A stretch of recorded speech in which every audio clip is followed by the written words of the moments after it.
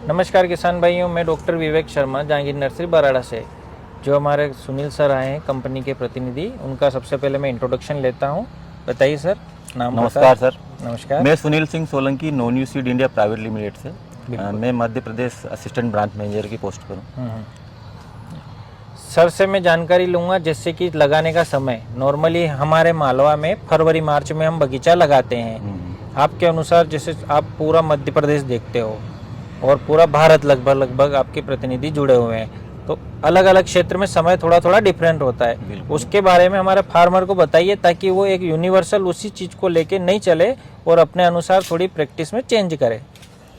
पपीते की जो खेती है वो एरिया के हिसाब से और समय के हिसाब से जो है वो अलग अलग समयों में लगाई जाती है। जैसे अगर मध्य प्रदेश की अगर मैं बात करूं तो मध्य प्रदेश में दो पार्ट में है, एक निमाड़ और एक मालवा।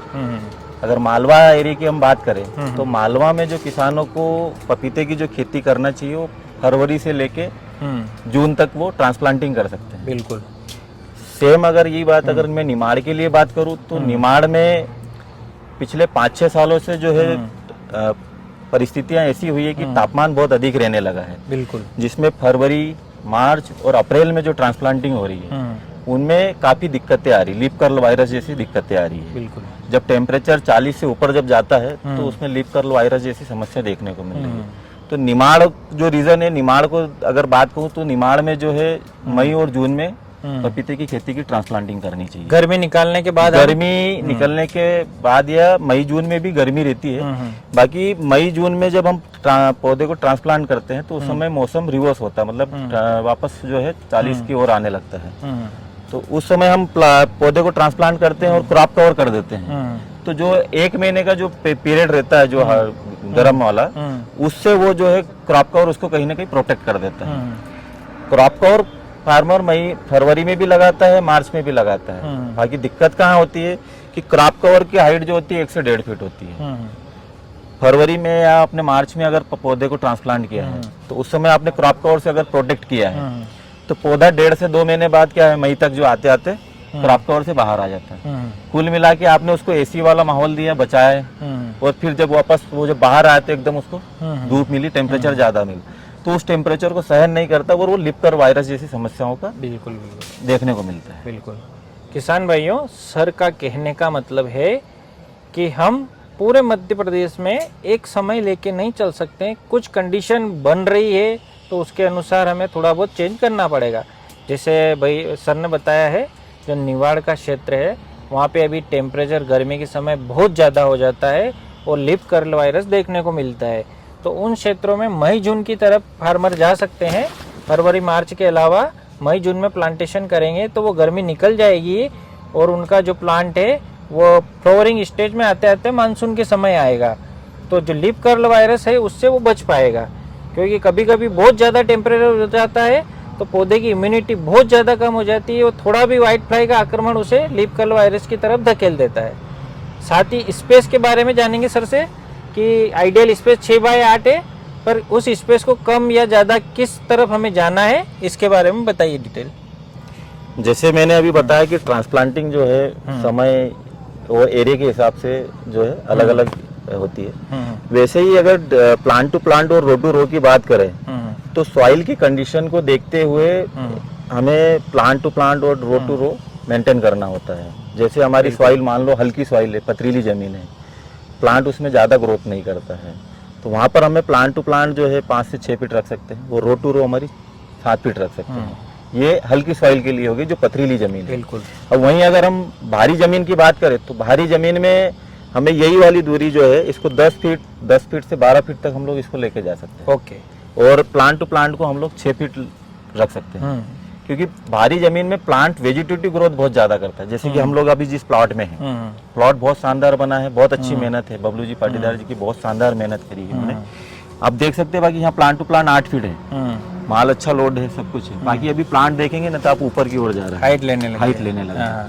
और क्योंकि यहाँ पर एरिएशन नहीं हो रहा है, इसके कारण से जो ब्रांच देख रहे हैं आप वो भी जो है गिर रही है, फ्रूट्स में भी जो है प्रॉब्लम आ रही है, फ्रूट का जो डेवलपमेंट है, ऐसी समस्याओं का फिर समस्याओं आती रहती है। बिल्कुल। तो उससे बचने के लिए हमें यही करना चाहिए कि भारी जमीन है तो आपको 10 फीट या 10 फीट से 12 फीट तक इसको ले जा सकते हैं। बिल्कुल। प्लांट टू प्लांट हम लोग इसको 6 फीट तक कर सकते हैं। किसान भाइयों 6x8 से दूरी स्टार्ट करना है। हल्की ज़मीन है तो हमें 6x8 लेना है। वह स्ट्रॉन्ग व भारी ज़मीन है, अच्छी उपजाऊ ज़मीन है जहाँ पे वेजिटेटिव ग्रोथ की संभावना है तो हमें 10x6 तक जाना है।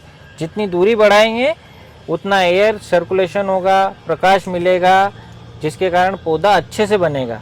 भैया का ये बगीचा देख रहे हैं, उनकी अच्छी मेहनत के कारण कैनोपी बहुत अच्छी है, साथ ही जो इसका स्टेम है वो बहुत मजबूत है। फूड स्टोरेज भैया की मेहनत के कारण बहुत ज़बरदस्त है। ऐसे पौधे अक्सर कम मिलते हैं जिनका तना इतना मोटा हो। भैया ने अच्छी मेहनत की, स्टोरेज अच्छा है। स्पेस थोड़ा कम होने के कारण अब पौधा हाइट लेने लग गया है। हाइट के कारण उसको हाइट ले रहा है। तो आप कोशिश करें, अगर इतनी अच्छी उपजाऊ मिट्टी है तो इसमें अगर हम 10x6 पे जाएंगे 10x6 तो और इम्प्रूवमेंट ज़्यादा होगा। जैसा कि भैया का बगीचा देख रहे हैं, भैया ने खरपतवार का नियंत्रण बहुत अच्छा किया, साथ ही मल्चिंग व डबल ड्रिप थी जिसके कारण खरपतवार नहीं हुआ। अभी भैया के बगीचे में थोड़े पत्तियों के कारण पत्तियां गिरी हुई दिख रही है। तो ये क्वेश्चन आता है इन पत्तियों का क्या किया जाए, या तो इन्हें यहीं रखा जाए या हम इससे बगीचे से बाहर कर दें या कंपोस्ट होने के लिए यहाँ रखें। तो सर से हम डिटेल और लेंगे इस बारे में। जैसे कि आप देख रहे हैं कि पीछे दिख रहा है आपको ये पत्तियां गिरी हुई है। ये पत्तियों को बाहर ना करते हुए अगर हम इकट्ठी करके इसको नाली में डालेंगे तो ये ज़्यादा अच्छा है, बेहतर है हमारे लिए, क्योंकि ये यहाँ पर डिकम्पोज होकर कार्बन में कन्वर्ट होगा। तो कार्बन जो है यहाँ के बैक्टीरिया बायोलॉजिकल जो सिस्टम है उसके लिए अच्छा होगा और रूट्स अच्छे से यहाँ से डेवलप होगा। बिल्कुल, रूट्स अच्छे से डेवलप होगा तो प्लांट कैनोपी अच्छा रहेगा, प्लांट फ्रूट जो है यहाँ से अच्छे से लोड करेगा और अपने फ्रूट को देने वाला है। तो साइज अच्छे बनने वाला है, प्लांट हमें ग्रीनरी अच्छी बनने वाली है। तो कहीं ना कहीं हमें जो है प्लांट से प्रोडक्शन अच्छे मिलने वाला है। तो ये छोटी छोटी बातें हैं, इसको हमें विशेष करके ध्यान देना चाहिए। मतलब ये जो कचरा हम लोग इसको इकट्ठा करके साइड, ये कचरा नहीं, ये पौधों के लिए भोजन है, ये भोजन है। बिल्कुल, जैसे सर ने बताया हमें, भैया ने मल्चिंग की, इसके नीचे एक इकोसिस्टम बना दिया है। बैक्टीरिया है, carbon cycle, nitrogen cycle, phosphorus cycle चल रहा है। भैया बैक्टीरिया का भी प्रयोग कर रहे हैं, ड्रिप के द्वारा ये बैक्टीरिया को दे रहे हैं और इनके नीचे एक अदृश्य दुनिया चला रखी है।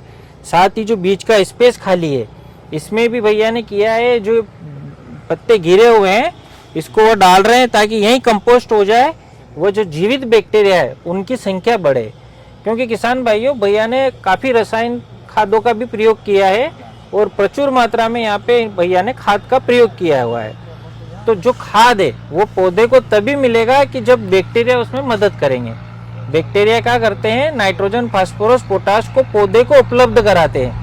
तो उसके लिए पौधे के पास में बैक्टीरिया की संख्या को हमें बढ़ाना होगा। किसान भाइयों, हर चीज के दो पहलू होते हैं। जैसे भैया का जो बगीचा दिख रहा है, वह दूसरा जो नहीं दिखाई दे रहा है इसका रूट सिस्टम। स्वस्थ पौधा स्वस्थ जड़ों के ऊपर निर्भर करता है। पौधे को इन्हीं स्वस्थ जड़ों के माध्यम से पोषक तत्व मिलते हैं और इन्हीं स्वस्थ जड़ों को अच्छे से विकास हो, इसके लिए मिट्टी के अंदर माइक्रो के द्वारा प्राकृतिक व कृत्रिम बनाया गया इकोसिस्टम उत्तरदायी है। पपीता में अच्छा विकास व बीमारी का नहीं आना पौधे की इम्यूनिटी पर निर्भर करता है और इसके लिए उत्तरदायी होती है मिट्टी, पौधे की जड़ें, बैक्टीरिया या माइक्रोब्स। जो भी खाद पोषक तत्व हम पौधों को देते हैं वह मिट्टी के द्वारा जड़ों के माध्यम से पौधे को मिलता है और इस क्रिया में माइक्रोब का अहम रोल होता है। नींव मजबूत होगी तभी मकान अच्छा बनेगा। पौधा, मिट्टी, सूक्ष्म जीव, इन तीनों का आपसी संबंध है। मिट्टी की सेहत सुधारने के लिए, उसे ताकतवर बनाने के लिए सूक्ष्म जीवों का बहुत ही महत्वपूर्ण योगदान है। पौधा, मिट्टी और सूक्ष्म जीव, इनका आपसी संबंध है। किसान भाइयों, रसायनों के अति प्रयोग, फसल चक्र को न अपनाना, अत्यधिक जुताई व जलवायु परिवर्तन से मिट्टी खराब हो रही है। मिट्टी कार्बन को जमा रखती है, वो पानी को फिल्टर करती है। मिट्टी एक छिपी हुई दुनिया का इकोसिस्टम है जिसे चलाते हैं सूक्ष्म जीव। मिट्टी के सूक्ष्म जीवों में बैक्टीरिया और फंगस मुख्य है, जिनका मुख्य कार्य पोषक तत्वों का रूपांतरण है। सूक्ष्म जीवों का उपयोग हम बायो फर्टिलाइजर के रूप में कर सकते हैं और साथ ही बायो फर्टिलाइजर के रूप में हम सूक्ष्म जीवों को दे सकते हैं। किसान भाइयों, इसमें कई चक्र होते हैं, जैसे कार्बन चक्र, नाइट्रोजन चक्र। पौधे के पोषण के लिए नाइट्रोजन, फास्फोरस, पोटाश आदि लेने के लिए बैक्टीरिया का महत्वपूर्ण योगदान होता है।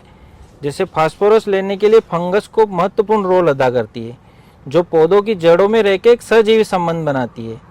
जिससे वह स्वयं पौधे से शर्करा को लेती है व बदले में उसे फास्फोरस व अन्य पोषक तत्व प्रदान करती है और इसी वजह से पौधा बीमारी को झेलने में सक्षम हो पाता है। खराब मिट्टी में ये पोषण चक्र सही रूप से नहीं चलते।